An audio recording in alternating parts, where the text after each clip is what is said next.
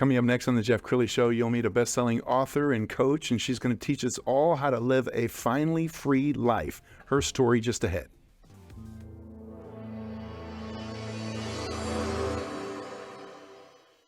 Many are predicting that the worst is yet to come, which is unfortunate, said one person here.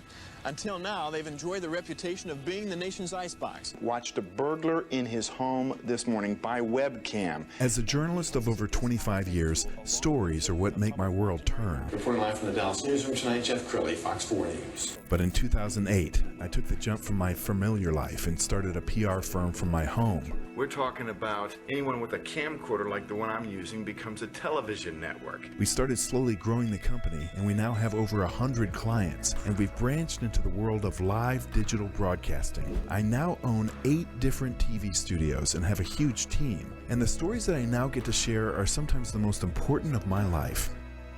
Life has a funny way of coming around full circle. This is the Jeff Crilley Show. Well, when we meet somebody for the first time, we tell ourselves a story about the life that they've lived, but we don't really know what's going on behind the scenes. And I'm talking specifically about my next guest, Azadeh Atzberger. She is with Finally Free Life. And the reason I say that is you see you right now, and you look so together. The story many people would say is, oh, she was born with a silver spoon in her mouth, had no adversity. But you have a very powerful story. Yes. Yes, and that's a really good point, Jeff. People look at me and assume an opinion that's completely opposite of who I am and what I've been through. Okay, tell us a little bit of your childhood. Absolutely. I was born literally into a war zone.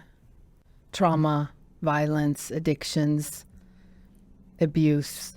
And I just didn't know as a child that that's not normal and that's not healthy. I adapted to it. I believed it's love. I believed I must adapt to this. And so I continued to attract abusive people because of my relational template of abuse, thinking it's love. And you got into alcohol at a very early age. Very. Yes. High school, I was drinking NyQuil, Robitussin, whiskey, and I was doing meth in between my classes in high school. And your classmates didn't know it? Your teacher didn't know it? My classmates were doing it with me, and my teachers were making passes at me. Oh, gosh. Okay, so what was a turning point for you? How did you get yourself out? It was the moment to see that I'm utterly beaten up, broken, homeless, no love, no life, just a walking shell. And that's when I realized there is no more bottom. There's only up, and let's go. And you have been sober now for how many years? 22 years as of December. 22 years. And you're a transformational coach. You're a best-selling author and a speaker. I know you speak all over the country. Let's pull up her website and scroll down the website because I love the idea of a finally free life. What does that mean to you? That means layers of brokenness, layers of pain, layers of addiction, layers of abuse, to finally reach freedom, which what Azadeh means, by the way. Well, I think it's wonderful that you do couples coaching, you do one-on-one coaching, and you're very relatable because a lot of these people who offer coaching services didn't walk a mile in their clients' shoes, and that's important. Yes, it's very important. And I have to say that I love working with couples mostly to bring connection back because that is the hardest but the most meaningful part about relationships. And you've written 3 books now on narcissism, 4 books on narcissism. Let's go back to the website, to the book section of the website, because I want to scroll down pieces of the website that discuss the books. What was your first book? My first book was Using Food to Cope with Codependency. This was my second and third layer of healing after getting off drugs and alcohol. I was binge eating violently to not deal with the codependency that was bred in me from childhood. Yes. And then there were a couple of books on narcissism dealing with your parents. Is that right? Yes, this one is right after I wrote this. I was inspired by my brother's overdose 6 years ago, and I felt inspired to write and speak to adult children of narcissistic parents. With God, we rise and rebuild. And yes, this is about my story, transformation, and healing. And there's a program in there for people to walk through. And you mentioned earlier overeating. There is a striking before and after that we want to put up on the screen. Yes. Let's go look at that. Mm-hmm. So was the overeating kind of self-medicating, or were you just, as you look at it now, did you hate yourself and so I'm going to get as big as I can? When a couple of components to that is when we have suffered sexual abuse from a parent, there is a brokenness that happens on the inside that we are constantly on the run to fix, cover, heal, and fill. And after I got off drugs and alcohol, food became my comforter. And so I was violently binging to not only regulate my emotions, but to not feel them as well as a part of self-hate. Yes. Okay, so then did you have a bottom when it came to the food addiction as well? Yes. I was throwing food away in the dumpster and going back to get it. And that's when I realized this is not any different than alcohol and drugs. Something's got to change. And you make it very clear. You wear your faith on your sleeve, which I love. Yes. You couldn't have done any of this without your faith. Absolutely not. God's power is real. It's available. It's transformational. I want to share with you a moment in my deepest, darkest pain, darkest nights of the soul, is I felt God so close to me that I could take my finger and actually outline him.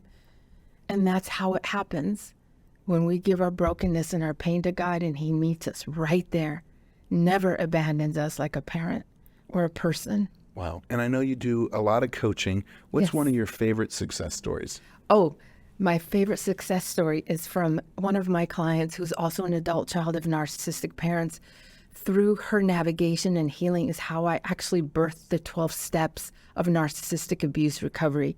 She literally was able to, through our work, individuate herself, not only from the parents, but to stop attracting other abusive people in her life.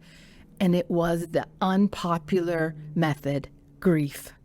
It was through enormous grief of the lost child, the lost soul, the lost person.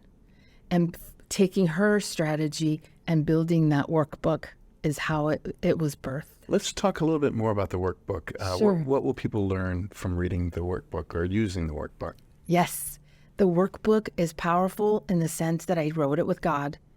And it is my own journey, my clients, and my personal experience with the 12 steps. They will have a process and a flow and a formula that will take them through the navigation of their soul with God to heal. Mm-hmm. If you've been in a narcissistic relationship or are currently one, it's for you. Because if you have not healed the past, it will hijack the present. So there are narcissists all over the place. Yes. And is it possible to maintain a friendship or have a love of a narcissist without allowing them to damage you? I'm going to say absolutely not.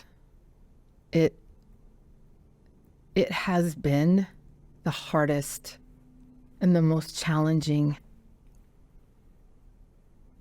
form of abuse to heal and walk away from. There's nothing uglier than your parents fighting against you rather than for you. Mm-hmm. And that's been my life. And narcissists know which buttons to push. They're very I'm trying to find the right word. They're very clever at the way that they will kind of draw you in and give you the praise that you need and then take it away. And talk more about that. Absolutely. They are masters, like you said. They can literally smell your wound like a shark can smell blood a mile away. If you are wounded and lack a self and an identity, they will smell that and they will come and try and fill that. That's how they hook you in. Wow. So your advice to somebody who is in a relationship with a narcissist, whether that be a parent, a boyfriend, a girlfriend, a wife or a husband, your advice is get out? Get out. Get out. Get out as soon as you can, the best way you can. The worst thing you can do is fall for the false hope that they will change or things will be different, because it's not. It's never going to change. Ever.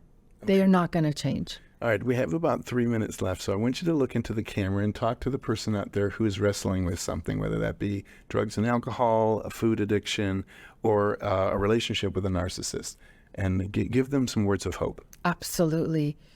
If you're listening to me right now, I am a testimony of somebody that can recreate, reclaim, and heal their life. You can too. It may not look like it right now because you're in the web and in the bog of abuse or addiction or both. But I am telling you, all you got to do right now is make a decision that you want a different life, and pray and ask God to bring the people to show you and navigate through the maze. There is absolutely no no's. There is always a way out, but you got to want it first. That is the very first step, and you're worth it. Wow. What a powerful way to end the show. We're also going to leave you with her website so you can book her for all of your speaking engagements and coaching needs. It's finallyfreelife.com. Azadeh, thanks for sharing your story. Thank you so much, Jeff, for having me. You bet. That's it for now. We'll see you next time.